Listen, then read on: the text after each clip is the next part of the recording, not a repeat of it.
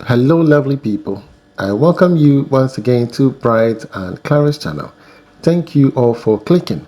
This is episode 9 on Project Noah. Alright, so in this episode, it's going to be on the perimeter fence wall. But prior to that, again, let me introduce you to what we have going on this particular project. This is an 8-bedroom house that we are building in Ghana. This is a construction that is on an 8-bedroom house that is being built in Ghana. Okay, I'm stressing on this because someone will again ask me, where is this project taking place? The project is taking place in Ghana. It's a beautiful 8-bedroom house in Ghana. Precisely, the area is Chopoli. Alright, and this is a 3D representation of the beautiful house that we are building for the client. Okay, it comes with this beautiful pitched roof, beautiful 2-carport garage, and I have a boys' quarters and a roof terrace. This is so beautiful. And so it was designed by Jonathan Tete, my fine architect. If you need the services of Jonathan, please contact the numbers on your screen and get your blueprint. Your blueprint is very, very important. Here we have the design for the main gate entrance. It's beautiful. Again, it was designed by Jonathan. Get in touch with him and you will thank me later. So welcoming you all to Chopoli. Chopoli is a beautiful community. If you need a land that is flat, these areas have flat land. They don't have mountainous areas. Their lands are flat. Okay, they are good for farming and all of that. But this one in particular, I don't know if it's good for farming, but it has some clay in it.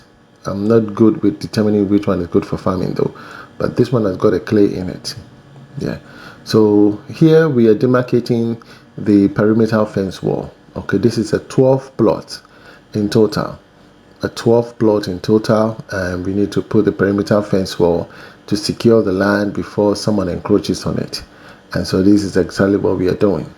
So the guys, the team, upon completion of the footing block work, again we did a demarcation for the fence wall. We did the laterite filling, the bitumen, and so that is going on. In the meantime, we're going to focus on the perimeter fence wall to secure the land.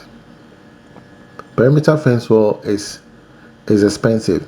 It depends on what goes into it. Okay, so we're going to look at some few things.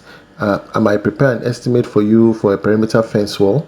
Someone else also might prepare a fence wall estimate for you. It depends on what that goes into it. Okay, so first of all, they need to know the total square area of the perimeter fence wall. Based on that, we use that to calculate the block. And then from that, we will estimate the height of the perimeter fence wall. That will also come in the estimate calculation.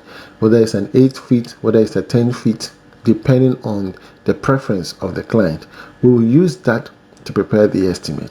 Now, either we are using 5 inches or 6 inches. Most people will use 5 inches for your perimeter fence wall.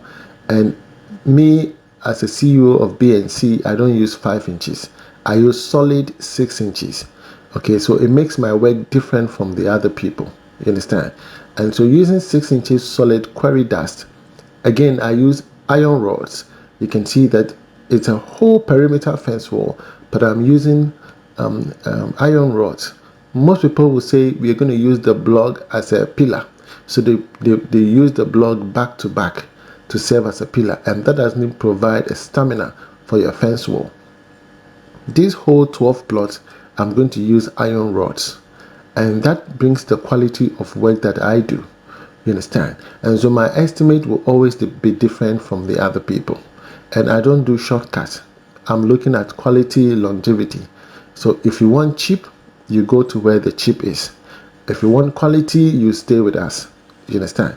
And so again, I'm going to be providing what we call the DPM. You understand? In spite of all these iron rods, because these iron rods are for all the pillars. Every 10 feet, there's going to be a pillar. Again, there's going to be a mat. This is for a fence wall. But you see how serious we are with our work. So there's going to be a mat. Every 10 feet, there's going to be a mat. There's going to be a pillar. And that is going to hold the fence wall forever. No amount of wind, tsunami, Madame Catherine, Madame Sophia, Madame what and what will bring the fence wall down. Nothing. Okay, so we need to make sure the depth of the foundation is very, very important. Our fence wall, the depth is 3 feet. We go. You understand? A lot of people standardize fence wall is usually 2 feet. Every fence wall, if you cut across, ask every contractor that what is the depth of their fence wall. They will tell you 2 feet. But I have never done that in all the projects that I do on this platform. Every fence wall, the depth of the foundation we go is 3 feet. Even with single-story buildings, it's 2 feet. Single-story building houses, they dig 2 feet. But look at me. I go 3 feet. It's as if I'm building a story building. I'm building a Burj Khalifa. You understand? So I'm just kidding when I say Burj Khalifa, though. It's not a Burj Khalifa. Yeah. So this is a 3 feet. And look at the columns. The columns have been dug. That's 3 feet 6 inches. You understand? So I take my job serious. I don't joke around. I don't joke around at all. So don't come here and joke with me.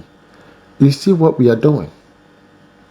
So you are working 24/7 in the state, and you want us to do a shoddy work for you, and the next 2-3 years the fence will fall off, and then you will spend another money.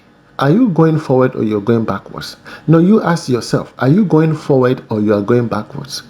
Oh yes, you are just looking at the current state of your situation and you want to be judgmental there. I don't have money, so do something very simple for me. No, we don't do something simple here. We do something quality for you.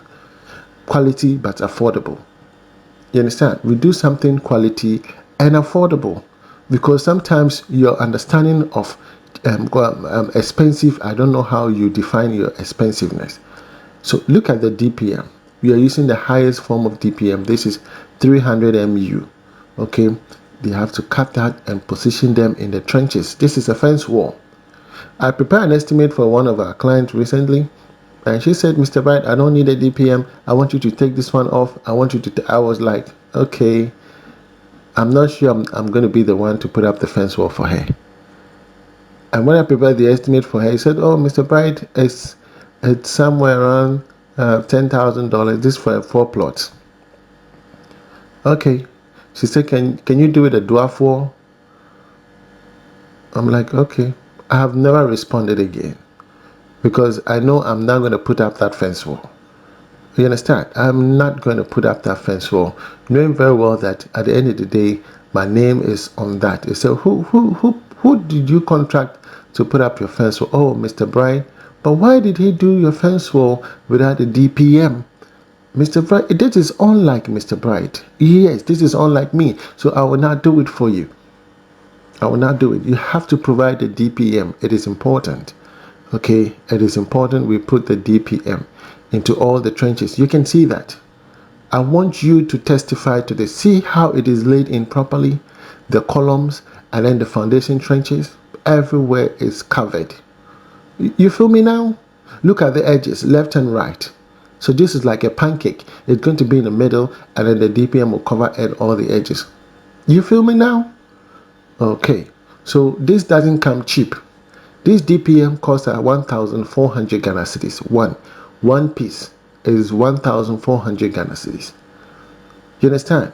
They have cheaper ones in the market. Those ones are fake. They are not authentic. You can see the quality of this DPM. Look at it carefully. So all the trenches we're going to have, and then the pillar settings will take place. We will take 2 days to 3 days to do what we call pillar settings. And after the pillar settings, then the casting of the trench concrete will take place. So it's a whole thing on its own when I'm putting up your fence wall for you. I don't joke. So I've done a lot of fence wall estimate, and I've done a few, and I'm glad that I've done those ones. It doesn't happen. It's not necessary I have to do everybody's fence wall, but if you are lucky enough and I do your fence wall, you will like it. You will forever thank me for giving you the quality of work that you're seeing. You understand? You will thank me forever, because you have that quality. You can feel that the fence wall is standing tall. There's no issue. Even the pillars, the way we board our pillars are different. And so people pass by and they watch. People pass by and they watch. 6 inches quarry dust, DPM. And then also after the DPM, we call something waterproof chemical. The waterproof chemical is mixed with the concrete. This also helps to neutralize the salt content within the soil. So in case of any salt content around it, that will also cause dampness. So waterproof chemicals neutralizes salt content in the soil. That's why some places we use anti-salts. You understand? For anti-corrosive areas like the sea breeze, and if you're along the coast, they use anti-salt chemical or anti-corrosive chemicals, they use them. So you can see that we have to do what we call pillar settings. Because these pillar settings, these are the building blocks of the entire fence wall. If this one is not done properly, the fence wall is just a block work. It will not do anything.